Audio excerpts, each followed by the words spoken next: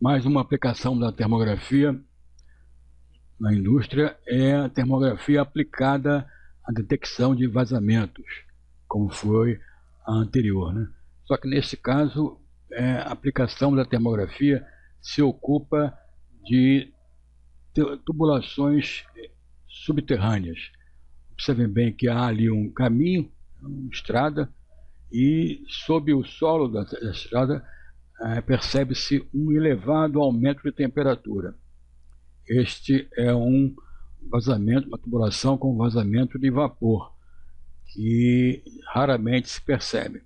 Então, ela indica exatamente o local e a empresa deverá abrir o local, procurar localizar a tubulação, a termografia já diz onde fica, e sanar esse vazamento, já que o vapor também é fruto de muita energia para ser produzido. Agora, a termografia aplicada às máquinas, né, industriais. Notem que aqui existe, na figura, temos duas polias e uma correia. No caso aí, a correia está muito apertada ou muito frouxa e então produz um aquecimento das duas polias. Com o tempo, esse aquecimento da correia e das polias vai produzir o rompimento da polia e a parada do equipamento.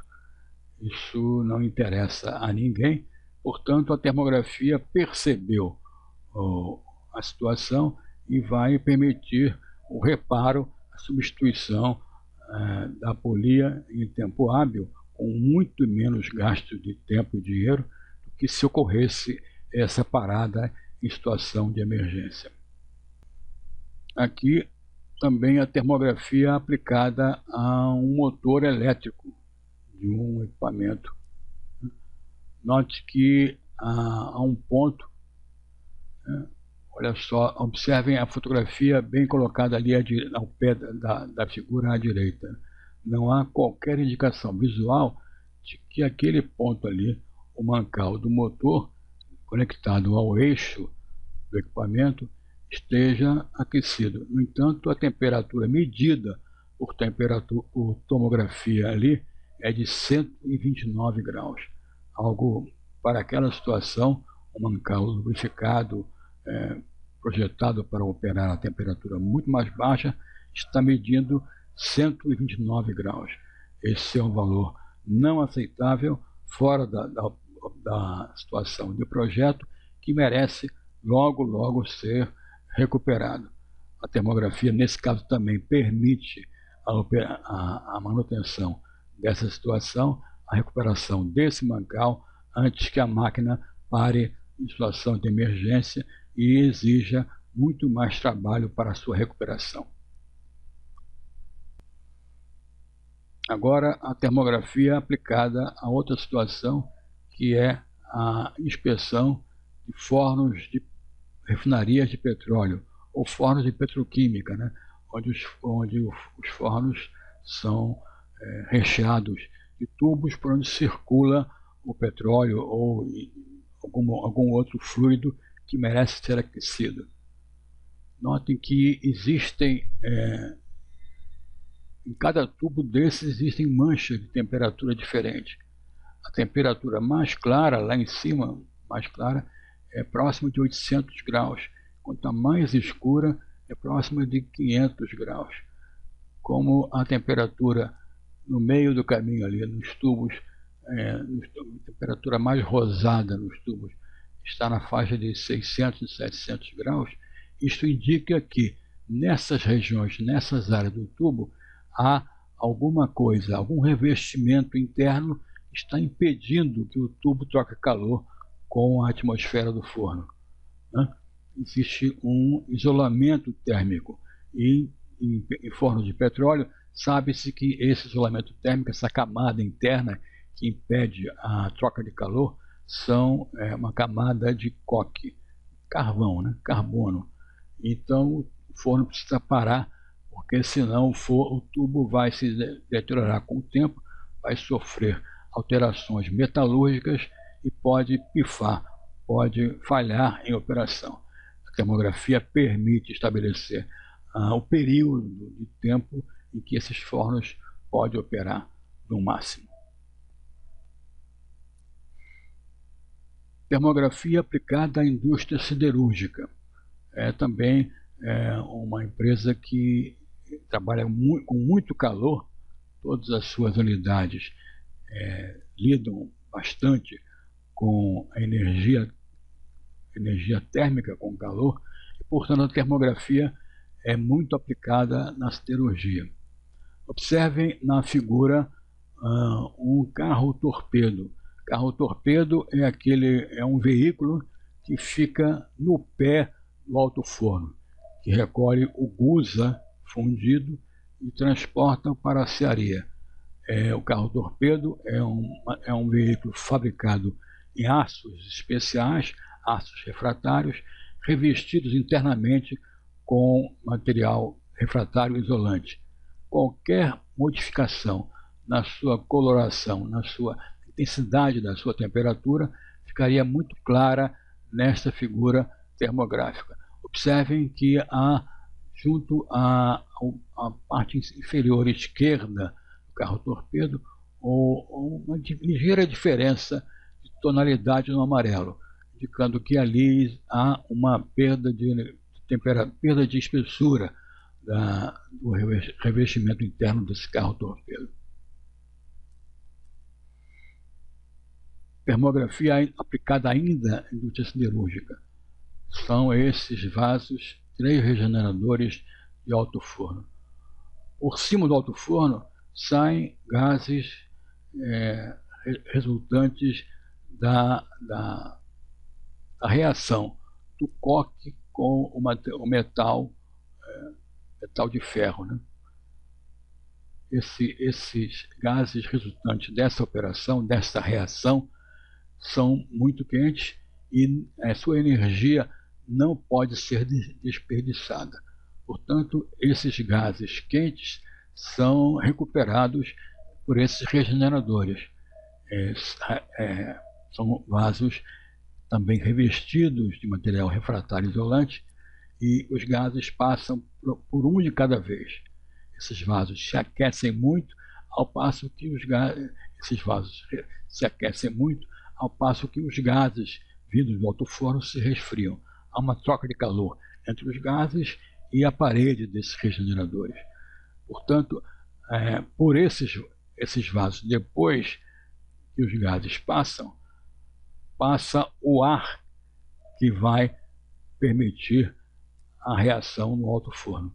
Esse ar, em contato com as paredes do regenerador, se aquece muito e produz aquecimento também, ajuda, né, a dar energia à reação que ocorre no alto forno. É uma maneira de aproveitar a energia, né?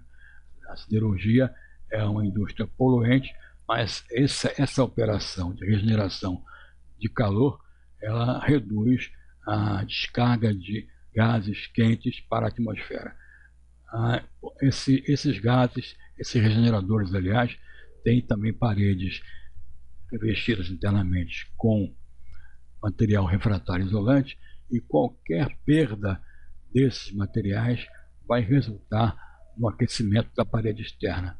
Notem que no vaso à direita existe, quase junto ao seu topo, um clareamento no tom amarelo do vaso, indicando que ali há uma perda de espessura, há um defeito no revestimento interno do regenerador.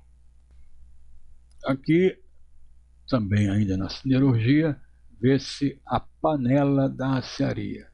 A panela da aciaria é o vaso que recebe a carga do carro-torpedo.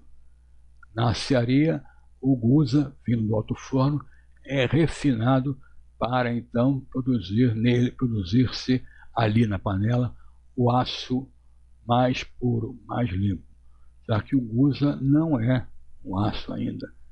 A panela também tem, né, revestimento, é feita de aço externamente, aços especiais para alta temperatura, e internamente tem um revestimento refratário isolante.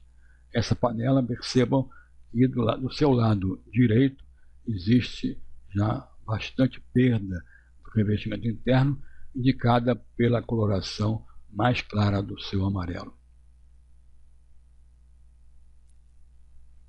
Ainda aplicar a siderurgia, a termografia, observando, focalizando um trem de laminação. Observem que esse produto, né, sendo laminado, tem quase junto ao seu centro algumas manchas escuras. Não se deve imputar essas manchas escuras à temperatura mais fria do produto sendo laminado, mas sim a impurezas que a laminação